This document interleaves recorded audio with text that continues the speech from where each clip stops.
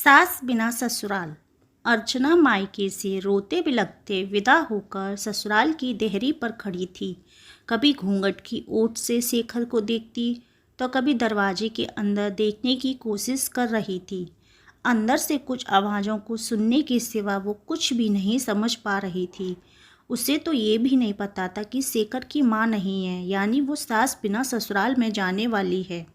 काफ़ी देर के बाद भी कोई गृह प्रवेश के लिए नहीं आया तो उसने शेखर की तरफ आशा भरी नज़रों से देखा, क्योंकि वो खुद भी काफ़ी थकान महसूस कर रही थी। शेखर ने शायद अर्चना की नगरों की भाषा पढ़ ली थी।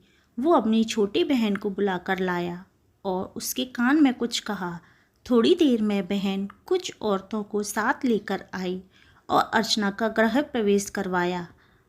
आगे भी कुछ रस्में हुई। इन सब के बीच अर्चना तो ये समझ ही गई थी कि सास बिना ससुराल का मतलब है बवाल। धीरे धीरे सारे रिश्तेदार चले गए। कोई अपनापन दिखाता तो कोई बेगानापन। सब अपने अपने तरीके से अपना और दूसरों का परिचय दे रहे थे। अर्चना कभी इनकी तो कभी उनकी बातें सुनकर परेशान सी हो रही थी। लेकिन धीरे धीरे ससुर, पति और दो छठ नंदों के साथ अर्चना अपनी गृहस्थी की गाड़ी को रास्ते पर लाने का प्रयास करने लगी।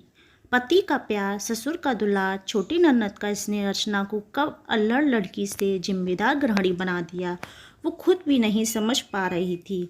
पर इन सब चीज़ के बीच उसके दिल में एक चीज़ की कसक रहा करती थी। काश उसकी भी सास होती। शादी के समय सारी सहेलियां उसे काफ़ी किस्मत वाला मानती थी कि चलो ससुराल में सास की किचकिच नहीं रहेगी। पर सच्चाई तो ये है कि जिस घर में सास ना हो उस घर में आने वाले सारे लोग सास ही बनने की कोशिश करते हैं।